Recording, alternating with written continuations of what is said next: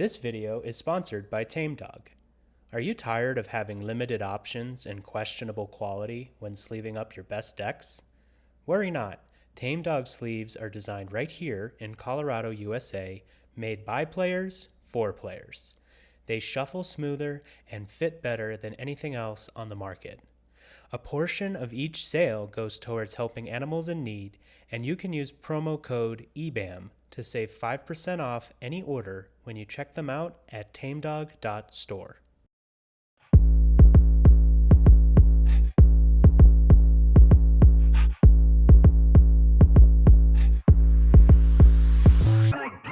Hello, everyone. That's Titus, and I'm Thomas, and this is Everyone's Bad at Magic, where we untap, upkeep, and punt. And this week, we're joined by our homies from Team Crashout. They have our returning guest, Anthony, known as the moderator of the Xyrus Discord, and Joshua, who is an incredible cannon pilot, who I believe is currently in the top 5 of the leaderboard for the Colorado Summer Circuit, which is incredibly competitive this season. Would you guys like to give us the elevator pitch on who you are and tell us a little bit about Team Crashout? Go ahead, Josh. You start. No, of course. I feel like the whole precipice of our idea, the whole pinnacle is just kind of like we're a collective of homies and players that love to have fun, have a good vibe, have good games, but ultimately like crash the heck out and like make solid plays and make other people crash out, make our friends just hate their lives, all that good stuff. So I would say that's kind of like, what else do you want to throw in there, Anthony? What did I leave out? Yeah, so just always striving to get better, super competitive, trying to make each other better, and you know, get out some tournaments and have some fun, and hopefully represent for the whole team. Yeah, definitely. If anything, to reiterate the learning, because I feel like the whole point of doing this was we all wanted to get better at Magic, and the only way to do that was like playing CDH at a high level and like being super competitive. And you only get the best crash outs when it's like the craziest plays. Like that's usually like means like, oh, this person's losing their mind because something just insane happened that someone didn't see, or like, the gotcha moment.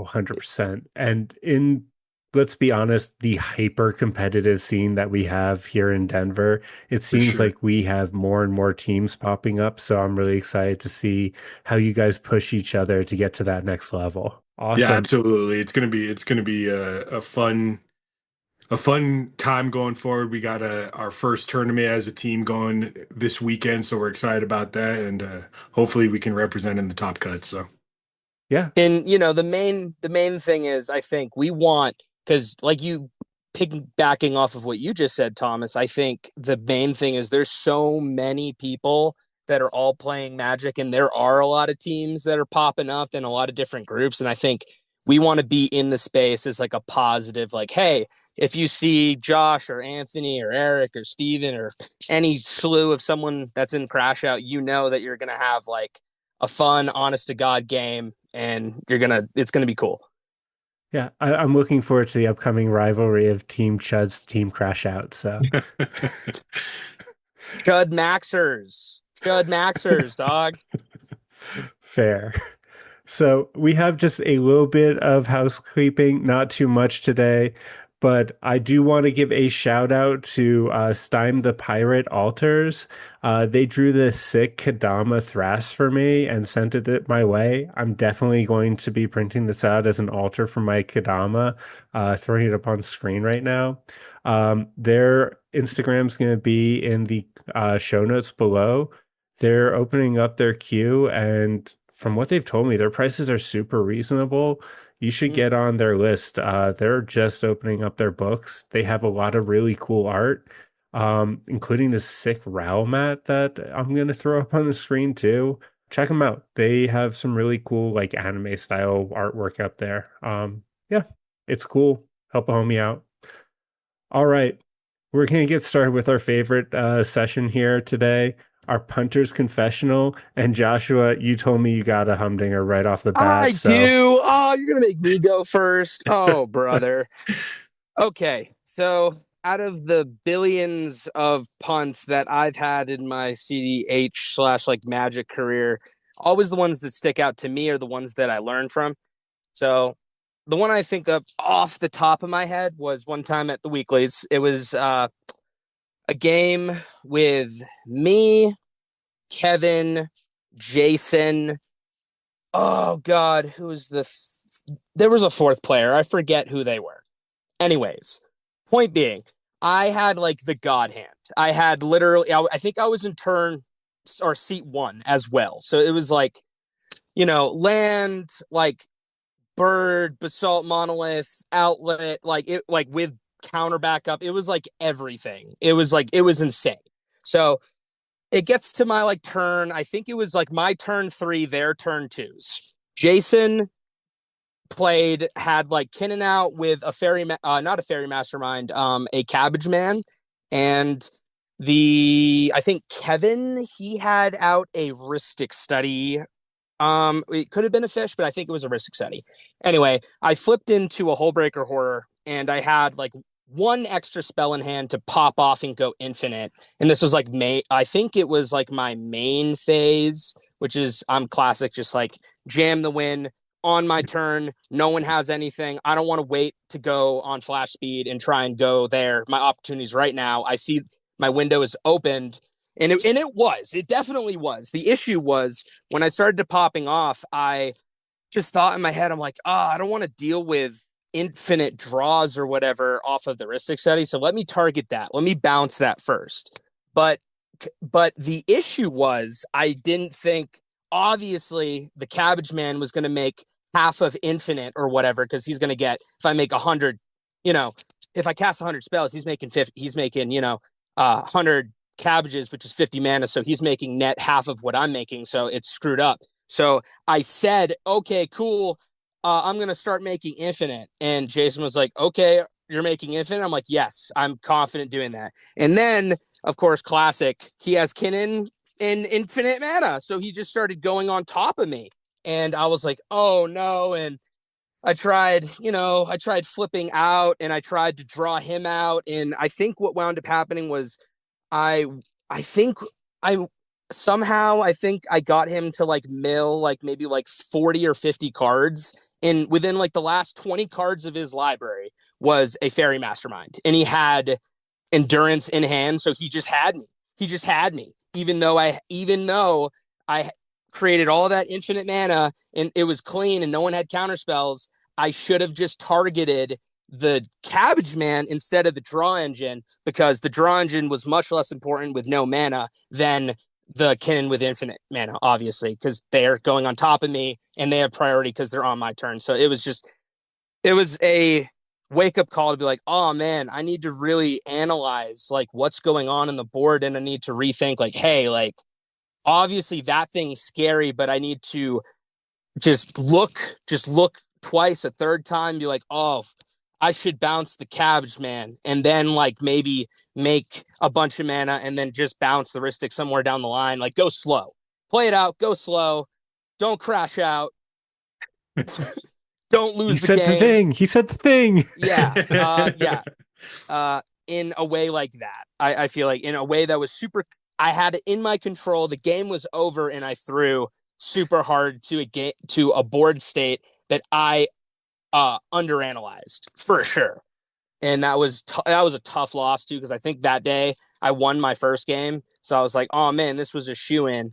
And yeah, I don't think I made it to tops that week, but so that's the that's the lesson, I Yeah, guess. that's tough. And it's always tough when you do it into Jason because Jason, So good. you can't give him an inch. He is the goat. I Like mean, you, I didn't give him an inch. I gave him the whole yeah. pie. Like I didn't like if I said, "Hey, I'm gonna do this 12 times," and he makes 6 mana, I'd be like, "Oh yeah, you have a Cabbage Man. I should bounce that." You know what I mean? But no, I didn't do that. I gave him everything. So Well, that yeah, don't make that mistake. Always hyperanalyze the board. If someone's like, if you have all of the pie, just take a second, breathe, and just like make sure you keep it all. You know what I mean? Like, especially in those situations where it's so easy and clean. Like, don't be like me. Hey, it happens to us all, but hey, the more it hurts, the more you're going to remember it. So, 100%. Anthony, you got anything for us today? Oh yeah, absolutely. So I just recently added back into Xyrus that we talked about previously. I just added back into gifts ungiven and intuition lines, which I had previously taken out of the deck just because of the complexity that's in it with a team or shell. You don't have the clean lines with like Savine's Reclamation on like quite We as thought, clean as other decks. we Yeah. thought. Yeah, we You have thought, shifting right? woodlands. It's turned out pretty good, That's but what we said. We thought there. It's Okay. stuff's Okay. changed. no, Stuff's changed. it's Okay. turned out pretty good. But it takes me back to why I originally took the lines out of the deck. Last year at SCG Con, I had my first 2 rounds of the tournament consecutively. I have a dominating board presence. I end up drawing into Gifts Ungiven or Intuition. A lot of the piles with the intuition now with me involve shifting woodlands, either mostly with a land tutor, because if in the event they don't give me the shifting woodlands as part of my intuition or gifts ungiven pile, I have no way to get it back. So if I do it with land tutors, I can guarantee that I get it out of my deck and then I don't be stopped. So uh rewind back to SEG Con in 2 consecutive games. I was telling myself this. I'm like, yeah, just don't. You need the shifting woodlands. You need the shifting woodlands. Well, with the underworld breach, and you'll win this game. And in 2 consecutive games, I included shifting woodlands in my pile, and I literally thought of it going into the second game. I'm like, do not get shifting woodlands. Get the sowing microspawn. Get the crop rotation. Whatever it is, just don't get the shifting woodlands. And Because it in gets the pitched. moment, in the moment under the pressure, lights are on, everybody, like, you get those moments in tournaments where you can kind of feel the win coming. You get that anxiety. You're like, Mhm. your heart starts beating a little bit and you're like, the brain just doesn't do what you wanted to sometimes. And 2 consecutive games got the shifting woodlands and end up losing those games. So uh know your intuition piles, think about things, and like Josh said, I kind of alluded to when the last time I was on the show, just slow down. Like when you think you have a window or you have a moment to interact, or anytime you have priority, really, you just need to excel, do a check Take five boards, seconds. check board states, think about like what it is that stops me, what is the optimal play, what is the safest play, and then go with that. Don't be like me and punt 2 consecutive games getting the shifting woodland. That's super fair. And I am so sorry for what I'm about to say, but I thought you were going to talk about a game with a Croson grip and 42 snakes on the board. I can go into that story. I actually forgot about the game. Thanks for bringing it up. That was Sore memories. fresh. That was fresh.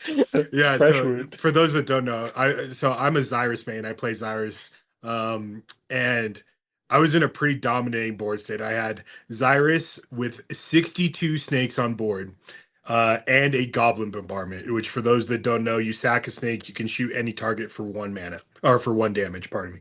So, I'm at a table with a Launis, a Rog Thras, and a Raff and Mikey, and that deck has been terrorizing our play group. But if I sack snakes and I can kill someone, I have one player at 28, one player at 31, and then Raff and Mikey's a 7/7. So I need to get to 66 snakes in order to adequately kill 2 people and have enough to hit Raff and Mikey if it comes down on the board. So I need to get to 66 snakes. I know that if I kill one of the 2 players, I lose my agency in the game. I don't have any other control. I don't have counter magic. The only thing I have is a gun loaded at every Is person. Steve Buscemi. Yeah, so I only have a gun. So that's the only thing. I don't want to deploy it too quickly. I need to keep that in my back pocket until the last possible second. Comes along with there's a Heartwood storyteller. They're drawing all sorts of cards. I get up to 62 snakes. When I get to 62 snakes, they cast a Crossing Grip, which has split second targeting the Goblin Bombardment. So that kills all agency I have in the game. They actually did it with the blasphemous act on the stack, so I ended up losing all of my snakes. I had Guy's Cradle and Three Tree City out, so I had infinite mana. Was this a And Raph and Mikey player that casted the? No, it was the Isaac. blasphemous, it was the blasphemous act. They cast the blasphemous act. It was Isaac on Rogthras that cast the Croson Grip, and Uh, completely blew me out. And I ended up drawing that game. But yeah. And Isaac from Squandering Resources was not gracious during this. no, no, he was yeah, Yeah. he was looking for it the entire time and drew it at the exact perfect moment. I was 4 snakes away from killing them all. Yeah. So Sorry for salting that wound. uh, But it I is was watching that game and it was it was kind of a funny moment. as far as punts go, I can live with losing to a Croson Grip. Like I can live Yeah. with that. I mean, technically, it's not even a loss, I right, guess, I though. drew. Right. Yeah, So you it's drew. like Yeah, all's well that ends well.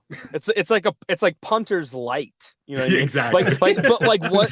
But also like I mean, just realistically, like what are you gonna do in that situation with Croson Grip? Like no one's running Croson Grip. Like there's nothing I can do at like that moment. Yeah. I'm trying to think of like maybe sudden sub and with the Legolas's quick reflexes are the Yeah. only two other things that Wipe really have away. split second. Split Yeah. second is really good. Yeah. It's really good for sure. People are Just playing to White Boy right now too, and that would also hit that. But Yep. or just like if you know you don't have like a counter spell and you just want to stop the stack, like oh man, Yeah. a split second spell is sick for that.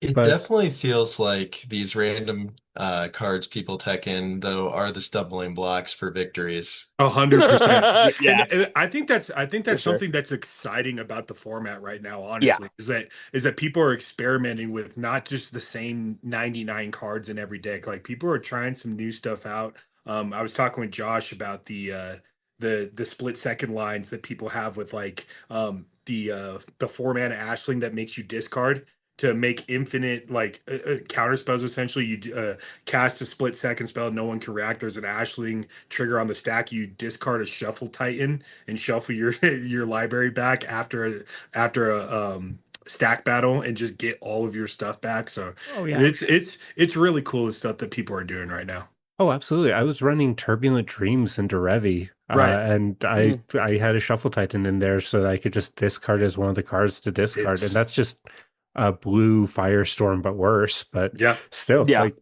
bounce a Ristic, bounce a Smothering Dive, shuffle everything back. Like there's so many cool things you can do in slop if you're willing to get real deep into it. So And we all know playing in this meta, Denver is the slot meta, man. it Yeah. sure can be.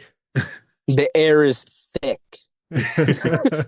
So speaking of slop, there I know we have a topic that we're getting into today, but I hate all of this slop that like the Marvel slop and the Star Trek that we're getting. But god damn, are the cards that they're printing fire for our Good. format. They are good. Yeah. I Have like you that. guys been brewing at all? It's been insane. Oh There's yeah. that one colorless human that all your colorless spells have miracle. Molecule It's not man. colorless. It is Molecule man. every Yeah. card and every non yes, I want to brew this. Molecule Man. Every non-land card in your hand has miracle. That's Zero. Yeah. insane. Zero. Yeah, Zero. it is insane. I just find it's just hard to brew because I know it's that's a colorless commander. Like I wonder who's gonna be the guy that puts that in their 99 and then just tries and like starts whirly tutoring for like whatever you want, just like extra turn, not Ulamog, what's it called? I mean, Emrakul. Yeah, Like- exactly. Yeah. Exactly. Like, dude, oh my God. There's so because I don't know, because I know Zul'Adok's on the up and is like kind of a sick colorless commander, but that kind of seems like pretty playable. I don't know. Oh, I'm Yeah. 100% with you. I haven't started brewing that deck yet, and I really want to because I think that is the way that we get jewel shops out of vintage and into CDH. 100%. And you start running like things like the like top combos with like Mystic Forge and stuff, Yep, and you start Mystic- Oh rearranging. my God, It's- you yeah. could scroll rack. Yeah, Oh, it's you great. could Yeah, Sensei's it's- top. it's disgusting. Oh. Yeah. Get your coveted Oh. jewel, get your If you can get something like a Phyrexian Metamorph, I haven't gone too deep into it, but any clone effects you can get in colorless I would be wonder, could that be insane. doubled? It could, right? That trigger for the miracle. Absolutely. Yeah. Oh my God. Get your PP Oh, cam, Peter Yep. Parker's camera yep. in Going there. So prone. Oh God. yeah, there's some really cool stuff that I think we can do with that deck. Yeah, But but there are some really cool cards. Shout out to Mr. Fantastic. For those of you that watched the Xyrus episode, we asked what was one card that I could get printed, and I almost exactly to the T described Mr. Fantastic. So, big ups to Wizards for actually printing that. I'm happy about that. yeah, But somehow I, we have Watts' ear, apparently. Slam dunk for all the snussy players out there for sure. I'm so stoked for you to get exactly what you wanted. Yeah, Um, it's gonna be dope. the card I've been looking at, though, and that I've actually put a deck together, I've been brewing with a team on this actually, is Crystal Inhuman Princess. I don't know if you I'm guys not have familiar. noticed this Yeah. one. So it's 1 in a Gruul, and it's a 2/3 with flying. Whenever you cast a non-creature spell, Crystal deals X damage to Oh, each opponent, where X is the number of colors the spell is, and then it taps for Sans Black. yes, For I did see this. I saw I saw it and it got the wheels turning a little bit. This would be a cool deck. I'm excited to see what you do with it. so, my question, and Titus, you're a VV player, so this question probably goes to you.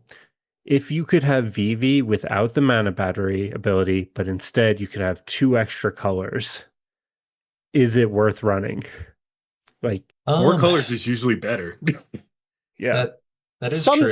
Sometimes synergy overtakes like color variety. Sometimes, you Well, know. look at how good Kitten is, right?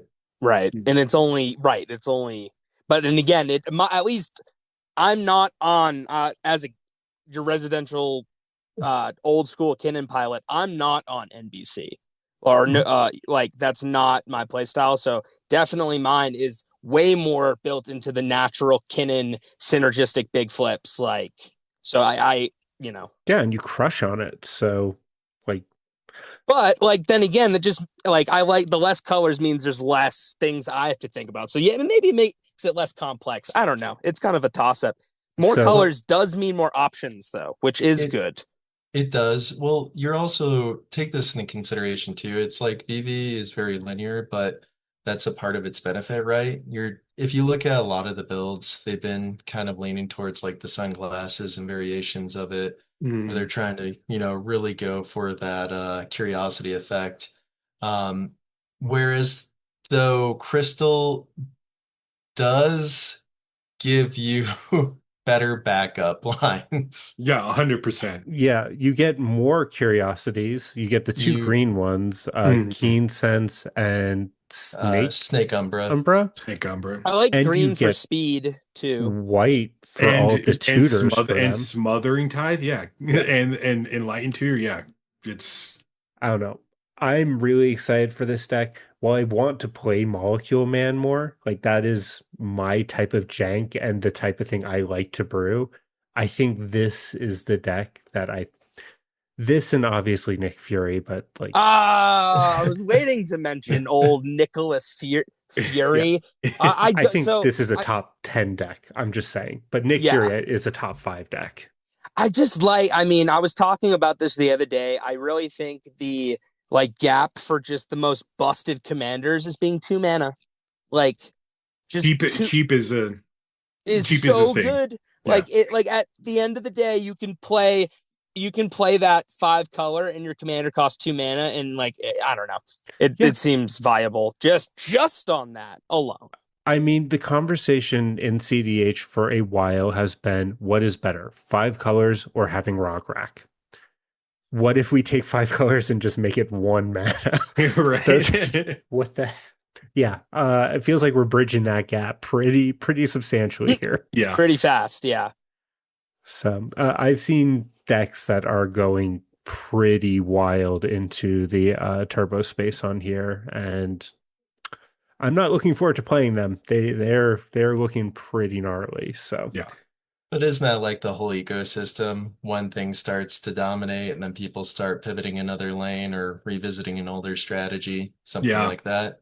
Yeah. The thing is though that's unfortunate is you typically beat turbo with stacks, and stacks just does not feel good right now. Like that. So I think that it's really the mid-range decks versus the turbo decks right now. Like stacks is largely irrelevant. But then you sit down with the stacks player like a tie-in player like our local Josh, and he There, just does crazy stuff. So Tyam's insane, but I think there's another sleeping giant in the stacks world that isn't seeing play in our meta.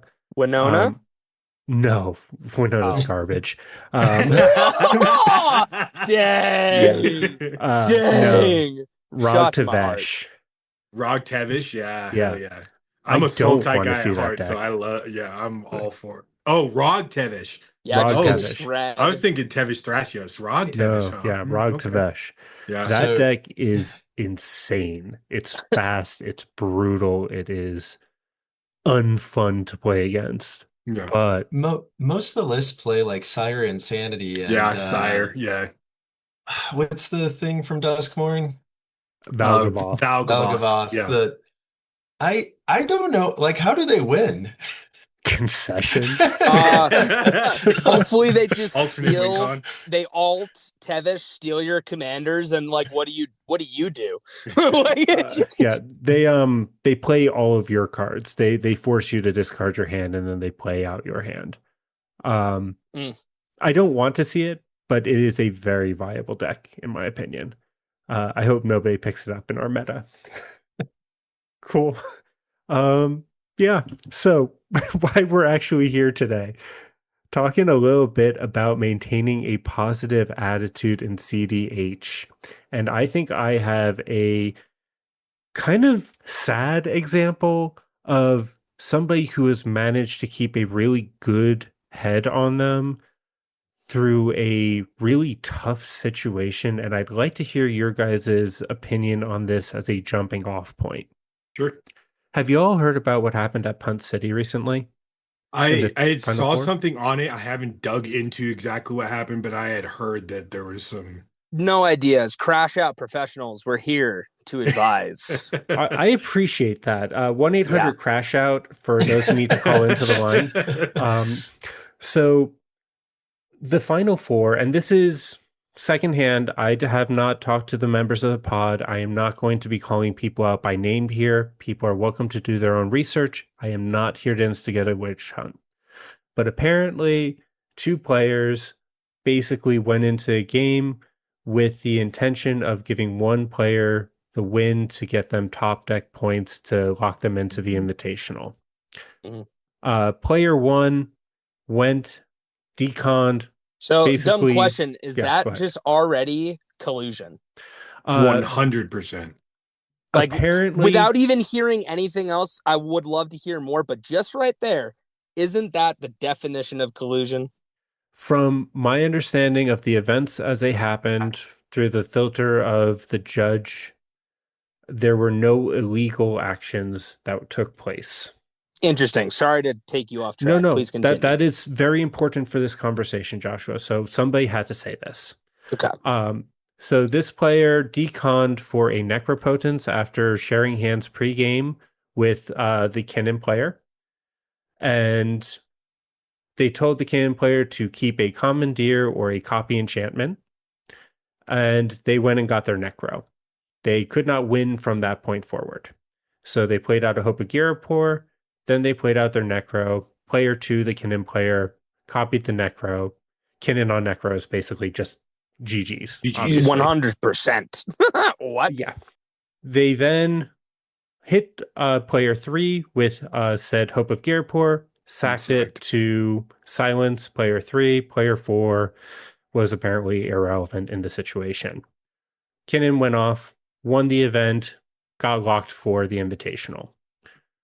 Player three who got hit, Charles, I believe that they played Cabbage Farm, but they walked away from the event, and instead of crashing out and throwing like the most justified hissy fit in the world, like Mhm. I would be freaking livid. And I think a lot of people would be. They came away and said, great event. I got to go and do what I love. Thank you for people who threw this event. CDH is awesome. I'm glad we got to go play. That is the face of CDH that we want to see. And 100%. obviously, this is a terrible situation, but that's the type of player who I think we should be celebrating. I For 100%. sure.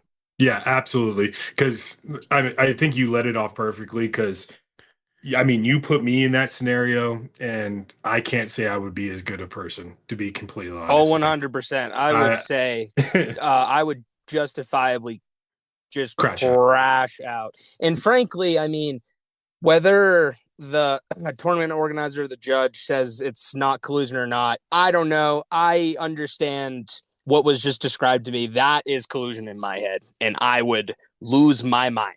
I would lose my mind.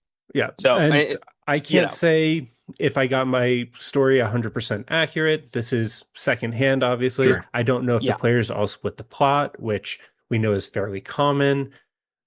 We know that people agree to draw all the time, which could also be considered collusion. So there's Hmm. so much gray area within the rules of yeah, CDH. it's true. And that's It's not true. where I'm trying to go with We this are in the story. Wild West. Yeah, we are a grassroots format at the best. Yeah. So this player managed to keep their head in quite possibly the worst situation that has happened in our format in years. I can't keep my head when I get hated out of the game in a double tie M pot. So, as the experts in crashing out, what are some tips for you from you guys for maintaining composure in some really tough situations?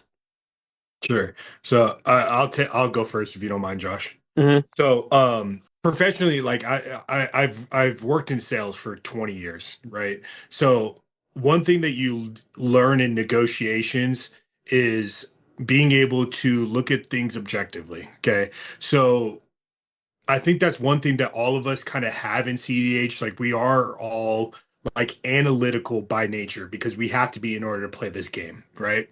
And anger or like any other negative emotion in that moment is the workings against your logic, right? So keeping that internal like regulation and not letting those motions take over and like taking that moment, like we've said multiple times already, this show is just taking that moment to breathe and kind of analyze things, goes a long way towards keeping that composure. And ultimately, I think it kind of goes hand in hand with politics, which unfortunately is an aspect of our game. And it sounds like it kind of led into that final pods is the politics between friends, um, collusion, whatever. Um, so you have to maintain that level of calm in order to be able to look at things rationally, present an argument or present your side in a way that's constructive and trying to get people to do what you want to do with like the utmost like respect, because when you crash out or you freak out or anything, your ability to convince somebody or get what you want out of that situation is almost reduced to zero. Like you start losing your mind and people look at you a certain type of way and there's almost no chance that they're doing what you're saying anyway. $100%. Your crash out already eliminated any chance that you have of that. So it's Just just take from the other players looking at you and not wanting to work with you yeah, because of how you're reacting. right 100%. 100%. And I think I speak for all of us when I say that like this game means something to us, right? We play this game because we like it. It gives us some semblance of like accomplishment or like enjoyment, or we all play this game because it means something to us. And when something to you is someone does something that's going to impede upon that, you can have a tendency to take that as a personal attack, right? And it's just human nature. Like when something means to you and something like opposes that, it literally triggers fight or flight in your brain. And like for some people, that fight or flight says attack. right? So that's where you get those crash out moments, and you get those moments that maybe you look back on and you're like, in your reflection, be like, damn, I probably shouldn't have done that, right? So it's just maintaining that composure and like keeping a cool head, because ultimately that's the way that you're going to get to the end result that you want anyway. I have never really thought of that as a loss of agency, and that's really resonating with me right now because there's nothing I like less than losing agency in a game of CDH. Right. And Right. When that, you don't have yeah. control of what's happening, Hmm. it's really hard to maintain any sort of clarity and like, oh, cool. I literally am watching this 3 pod go down and I have no control over it. Mhm. You know, So the possibility of contributing to an even greater loss is such rephrasing that and recon recontextualizing that is a really good way to mentally framework it so you can kind of like trick yourself into remaining calm because even if Absolutely. you've had your agency taken away in other ways, you can potentially gain more control back. Um, 100%. And I think that's why you see the top players that are the top players. yeah. We've talked about Jason. Jason Doan is one of the top CDH players in the country. He plays in our local meta, and he just destroys all of us. And anyone who's ever played against Jason, very like just even keel through the whole match and just very analytical, looks at everything and just waits for windows, right? You don't ever see Jason crash out, and it's because of that. right. Like the best players in the agency that you have when you're convincing people to do those sort of do things, or just little things like, oh, that's kind of scary, like Well, just pointing like little things out. That's where you gain some of that agency, and you don't want to throw that away by losing your composure. to Right. to add upon that, so yeah, Jason's a good example. So when you look at like some of the negative emotions or feelings, whether it be, anxiety, anger, anything that it distracts you, it kind of like Hmm. robs you of your opportunity to look for the outs. And I think that's something that Jason's very good at doing is, staying logical and looking for the opportunity to come back in the game. Yes, it definitely sucks in a game when you're kind of like hated out or you take some losses, but you never know what could change the circumstance. Maybe somebody picks a fight somewhere and it somehow benefits you. Maybe somebody Hmm. Opens up your plays. window. Yeah. Yeah. So when you like just keep open for opportunity versus focusing on like it's the distraction, right? You're gonna have a higher success rate. That's probably Absolutely. also why 100%. some of the better players are constantly picking fights on people who maybe they're trying to break their mental. That's a Um, That's fact. a, that's a, Yeah. that's another thing. That's a whole nother aspect. Is if you're known as somebody that has a propensity to crash out, like people know that they can get you off your game that way. They might use a Red counter blast spell your where cannon 3 times. use a counter spell where they normally wouldn't, or focus on like your commander if they normally wouldn't, because they know it's going to take you out of your game. And depending on the deck that you're playing, a lot of times a 3 pod is a lot easier to win than a 4 pod. You Oh, got one less 100%. person. You got one person to let, especially if you're on a deck like Kinnan or Rog Thras, or so the things that aren't as quite parasitic, that don't have as much reliance on what the other players are doing. Yeah. If you can take one person off their game, like that's another reason not to crash out. Because if you're known as that guy that's going to crash out, like people will try to get under your skin. Mhm. 100%. It's true. 100%. But in a weird way though, it's almost like sometimes like I kind of goes back to like the best learning moments come from crash outs. And I know this might not be answering the question in the way you wanted, Thomas, but like Mhm.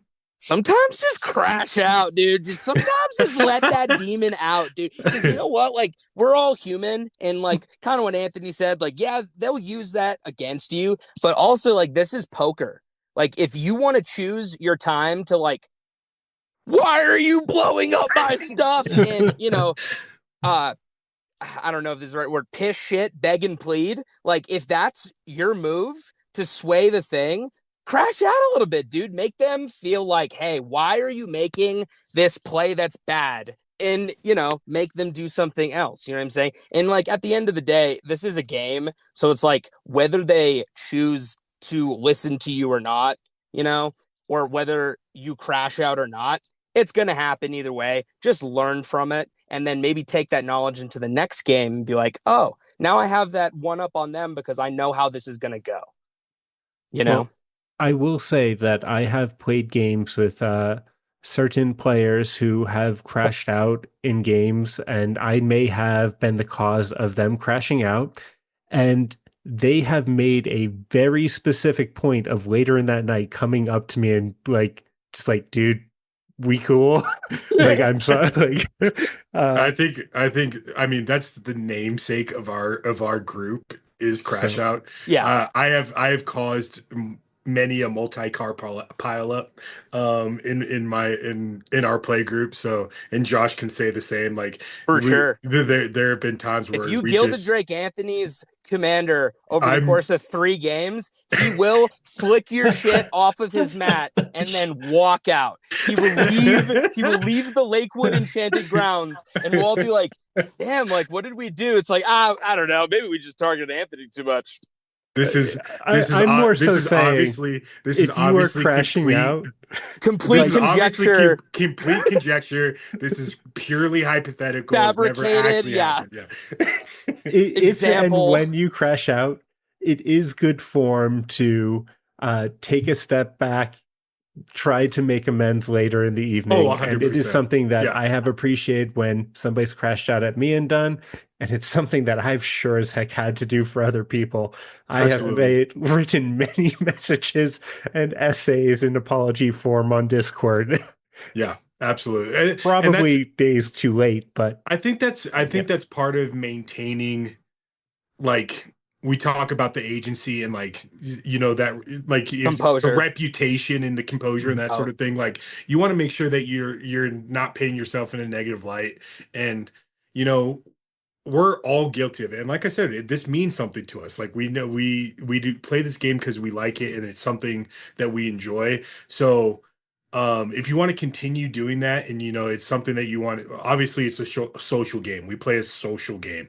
Yeah. um 100%. This And is it's a you small Magic the community. Gathering. The Yeah, and Gathering. Everyone knows everyone. yeah, we're a small community of a small community. Like Magic Yeah, the Gathering, whether, I mean, we've seen a huge like influx of Magic the Gathering players with like Universes Beyond and people getting into the game, which I think is 100. fantastic.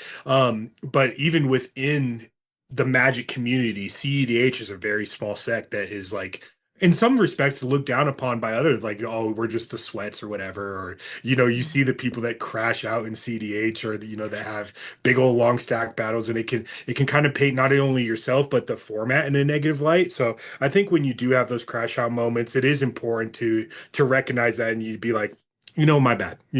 I let my emotions get the best of me, and it wasn't in a good light. And quick to the apology needs to be as loud as the disrespect. So if you crash out on somebody, you need to make sure that everything's good. 100%. Also, uh, this may or may not really. I think it does. So it kind of makes me think of too, like, mindfulness, right? Observe, but don't like beat yourself up Hmm. over it. You'll have those thoughts and those feelings, but the main like takeaway is not to ruminate and just let them dominate you. Absolutely. I 100% agree. Yeah. Yeah. 100. Maintaining your composure ultimately is going to help you win more games, in my opinion. Like, Yeah. if you can look at things in a rational, logical way, and not let your emotions take over, and kind of like you alluded to, like, or I think Titus alluded to, anger can be the thing that like clouds the brain. It's like the opposite of being able to rationalize or think through things. It's like the And Jedi says, dude, anger yeah, clouds your judgment, bro. Yeah. yes, exactly, And exactly. So, Shout out Master honestly, Yoda. Huh? being so calm also makes people think you're better at the game than you are. right. Like, people Facts. constantly think I'm good at Magic when I'm just actually just calm and quiet. Like, I'm Calm, not cool, and actually good. collected. Yeah. Yeah. I, I'm literally looking at a land and a lotus petal in my hand, but they don't know that. yeah, no, I passed Anthony in my hand. It's 3 lands. There's not a thought going in my head, but Uh, we're representing some counter spells over here. yeah, you got 3 copies of Force of Will. Yeah, Let's nothing go. but. Yeah. Yeah, no, we're chilling, dude. Here, they can't fight through this.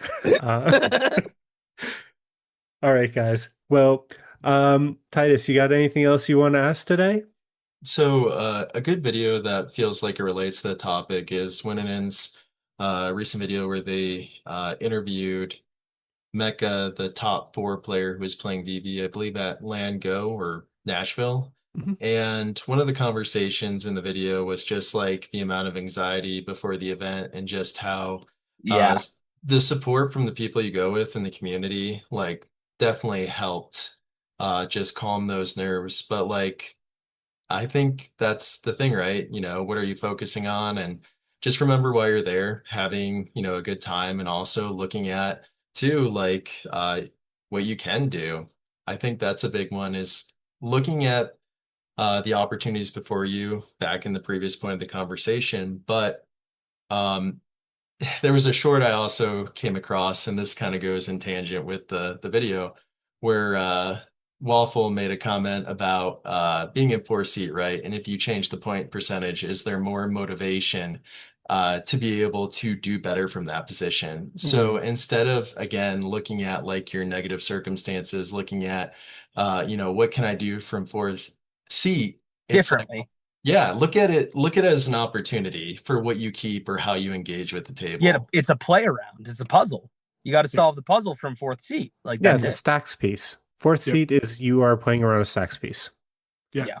I think that was a great point too. Like obviously we've talked a lot about like anger because that's probably the most prevalent in our play group as far as emotion. But there's a lot of emotions that go into this, and we've all been in those points where you haven't had the best day or you have anxiety about like a tournament or something like that, and you don't necessarily have that positive mind state. So having that support group, like Josh has been that for me, like our whole team that we have, like we always are checking up with each other between rounds, like, hey, how you doing? Keep your head up, keep And swinging. Like it's really important to keep that positive mental headspace. and that's a choice. Like the people we choose to surround ourselves with. Like obviously, like the we want it to be open to everybody, and of course everyone should join in, but we're very picky as to who we're going to give our energy to when we play games with anyways. So I think it's just surround yourself with people that are going to support you. I mean, that's just like a life goal, like a life thing, right? You want to Yeah. surround yourself with people who are going to support you in, whether it's Magic the Gathering or whatever you're doing, you know what I mean? Like, Yeah. And hopefully you can find your homies in the scene. Like it's yeah, not always they're easy at there. the beginning, but They are there. they are there. 100%. Yeah. Titus has been one of mine for years, and like there's a reason why we started this together. Like Yeah. he's the person who I would find between rounds and like de-stress or talk about games with. And Or I'm sure celebrate that's Yeah. if you're doing no, well. no, no. No. Or talk about how you made Josh crash out on Terra. Was it How with did you Tara? top deck the Necro? How is it there? I don't know. I thought that was a control game that I could make you crash out with. Oops. Um, but yeah, finding the right people is so crucial. And, you know, sometimes you just need to find somebody who's looking like they're having a similar day to you. If you don't know anybody, somebody else will talk to you. Oh, Misery There's yo, loves always you somebody. company. O2 drop too, huh? Yeah. And, you can always find me to tell a punt story Yeah, or at least absolutely. make it into content. Right. For sure. See, yeah, being immortalized. Concrete, so you won't be able to forget. Yeah, it'll be on the internet. It'll be great. Let others learn from your mistakes. All right, guys. Well, I think we're kind of getting towards the end of our time today. Titus, do you have anything else you want to throw out there before we move on to giving these gentlemen a platform to show from? Oh yeah. All right. So Anthony and Josh, what are you gonna crash out on this weekend at the Siege? If I get in a pod with Josh, one of us will crash out. It's 100% guaranteed. One of us will counter each other's stuff because we know each other's decks, I and might just drive into a median, to be honest. I'll just That's go 70 on I-25 just into the Purina puppy chow factory, dude. I don't care. Yeah, no, hopefully we're able to maintain our composure like we talked about today and, bring home some results. I'm really looking forward to this weekend. It's going to be a fun one. Dude, it's Yeah, I'm gonna be just CDH summer camp. I'm so stoked. 100%.